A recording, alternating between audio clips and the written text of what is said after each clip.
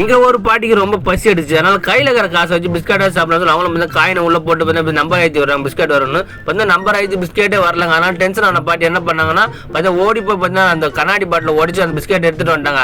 அங்க இருந்து வந்து ரயில்வே ஸ்டேஷன்ல வந்து உட்காந்துட்டாங்க. அப்புறம் ட்ரெயினுக்கு வந்து வெயிட் பண்ணிட்டாங்க. அப்புறம் பசி அடிச்சு பிஸ்கெட்டே சாப்பிடணும். அவங்களும் பார்த்தா பிஸ்கெட் பிரிச்சு சாப்பிட ஆரம்பிச்சாங்க. அங்க பக்கத்துல இருந்த பையன் பார்த்தா அவங்களோட பிஸ்கெட் சாப்பிட்டு ஓய்ந்து காட்டிட்டே இருந்தான். அப்ப டென்ஷன் ஆன பாட்டி இது ஏன் பிஸ்கெட்டை நீ எப்பரா சாப்பிடலாம் சொல்லிட்டு அவங்க ரொம்ப டென்ஷன் ஆயிட்டாங்க. நீ உன காசு கொடுத்து வாங்கி சாப்பிட ஏன் இதுக்கு ஏன் பிஸ்கெட் சாப்பிடணும் அவங்களும் பார்த்தா கோவமா அந்த பாட்டி அவனை திட்டுறாங்க. அப்பயே அந்த பையன் சிரிச்சுட்டே அந்த பிஸ்கெட் ரெண்டா உடச்சு அவங்க உங்களுக்கு பாத்தி எங்களுக்கு பாத்தி சொல்றான்.